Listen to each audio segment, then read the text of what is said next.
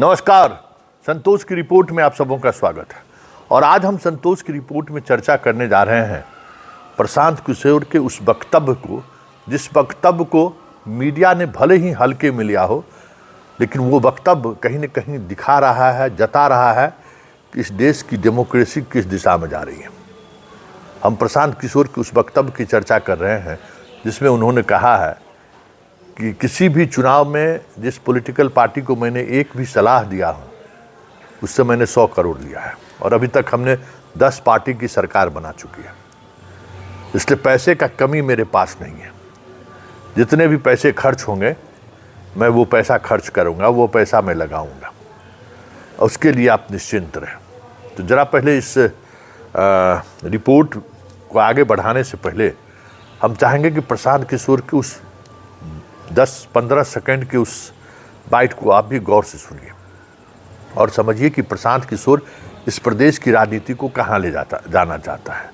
इस प्रदेश की राजनीति में वो पैसा इन्वेस्ट क्यों करना चाहता है, बड़ा सवाल है।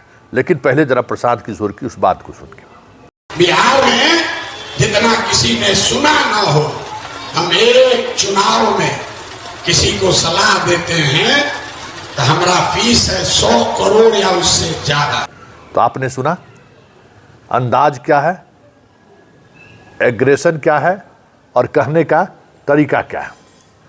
मतलब हम लड़ाने आए हैं, इन्वेस्ट करने आए हैं, हम पैसा इन्वेस्ट करेंगे। राजनीति में अगर पैसों का इन्वेस्ट कोई करता है, कोई पैसा लगाता है तो उसका तो कोई मतलब होगा, कुछ वजह तो रहेगी।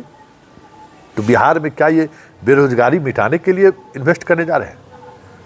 जितनी राशि ये कह रहे हैं 100 करोड़ एक, मतलब 10 पार्टी, मतलब 1000 करोड़, 1000 करोड़ में ये राशि के साथ चुनावी मैदान में उतरे हैं। मतलब पैसे की कोई कमी नहीं है। आप हमें वोट दीजिए, हम आपको ऐसी सरकार देंगे जो सरकार 1 वर्ष में पूरे बिहार को बदल देगा। ऐसे में ये सवाल उठना लाजमी है कि कोई भी व्यापारी जो व्यापार करता है, कोई भी धंधेबाज जो धंधा करता है, कोई भी इन्वेस्टर, निवेशक निवेश करता है, क्या वो बिना मुनाफा का, बिना किसी स्वार्थ का, बिना किसी व्यापार का, बिना किसी बिजनेस का, बिना किसी इन्वेस्ट के रिटर्न का? सवाल ही नहीं है। क्यों करेंगे? बिहार में आप मान लीजिए 1000 करोड़ खर्च करने आए हैं, अब दान देने तो आए नहीं हैं, तो कुछ न कुछ चीज़ें तो आपके दिल में होगी। और आप कह रहे हैं कि हम बिहार को बदल देंगे 1 साल के अंदर में। हर युवक के हाथ में एक कम से कम 10 से 12 हज़ार रुपये की नौकरी होगी। तो वो क्या होगा, कैसे होगा, उस पर तो आप नहीं बोलते हैं। लेकिन पैसे के सहारे आप एक संदेश या यूँ कहे एक संकेत आप जरूर दे रहे हैं कि आने वाले समय में बिहार इस देश के तमाम कॉरपोरेट की निगाहों में है। ये प्रशांत किशोर की बात से आप समझ सकते हैं, इस बयान से भी समझ सकते हैं। तो आखिर बिहार में रखा क्या है? बिहार के पास ऐसा है क्या जिसके लिए कॉरपोरेट बिहार पर नजर गड़ाए हुए हैं और प्रशांत किशोर जैसे लोग हजारों करोड़ इन्वेस्ट करने पर लगे हुए हैं? क्या है बिहार में? भाई यहाँ तो बालू है, जंगल है ही नहीं, बालू पानी है। ज़्यादा से ज़्यादा आप वही उसी रिसोर्स का इस्तेमाल कर सकते हैं। वो उससे भी बहुत कोई बड़ा बदलाव तो ला नहीं सकते। यहाँ के बालू से तो कंप्यूटर का चिप्स बनता नहीं है। तो आखिर कुछ तो बात होगी। तो ज़रा समझिए बात क्या है। बिहार के पास, हर बिहारी के पास क्या है? ज़मीन। और ज़मीन कितना महत्वपूर्ण है आप समझ सकते हैं।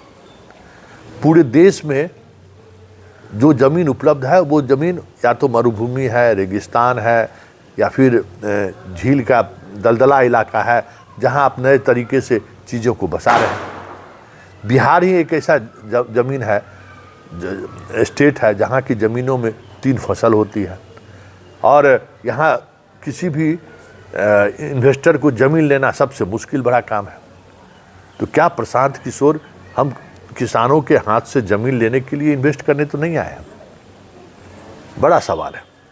क्योंकि देखिए, सर्वे का होना और सर्वे में जो बातें सामने आ रही हैं, जिस तरीके से चीज़ें चल रही हैं, हमें लगता है कि बहुत सारी चीज़ें संकेत में ही सही आप समझ रहे होंगे कि जमीन हमारे निशाने पर है, मतलब कॉरपोरेट के निशाने पर है, प्रशांत किशोर के निशाने पर है।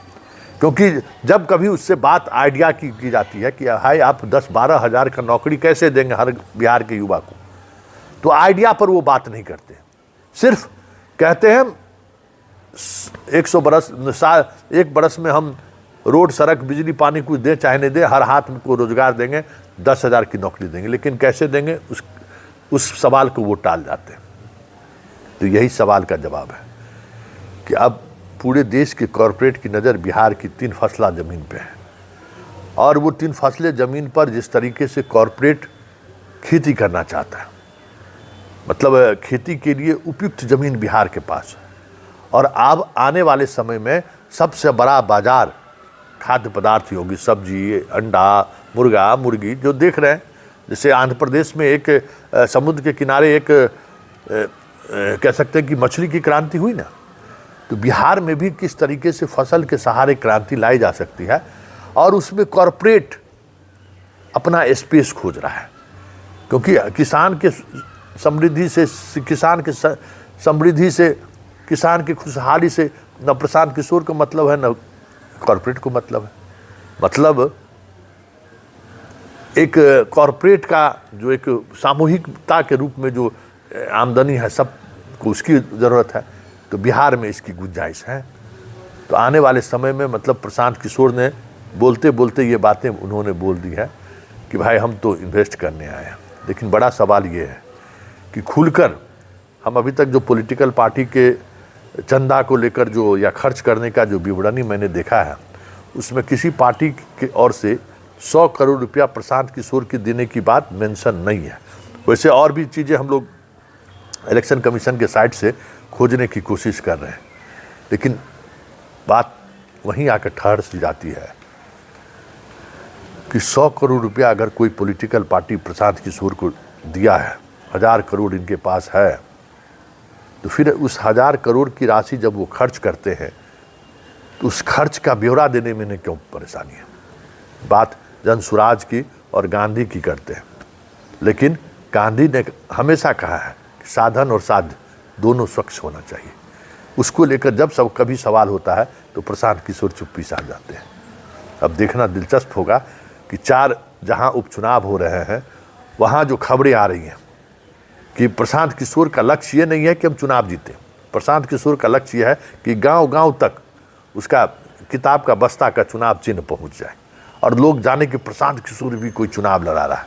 उसके लिए जितनी भी धनराशि खर्च हो, जितने भी प्रचार तंत्र का इस्तेमाल हो सकता है, जितने भी तरह की टेक्नोलॉजी का इस्तेमाल हो सकता है, सब कुछ प्रशांत किशोर कर रहे हैं, सिवाय इसके कि वो उम्मीदवार जिताने को लेकर दिलचस्पी नहीं दिखा रहे हैं।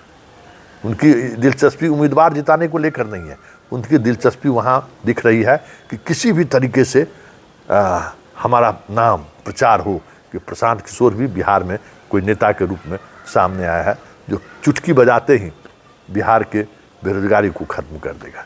चलते चलते एक सवाल हम करते चले जाते हैं, कितनी बड़ी राशियों का इस्तेमाल जिस तरीके से प्रशांत किशोर कर रहे हैं, क्या दूसरी पार्टियां अभी तक ईडी और सीबीआई से बची रह जाती जिस तरीके से प्रशांत खर्च कर रहे हैं? चलते चलते बड़ा सवाल आपके लिए छोड़ जाते हैं।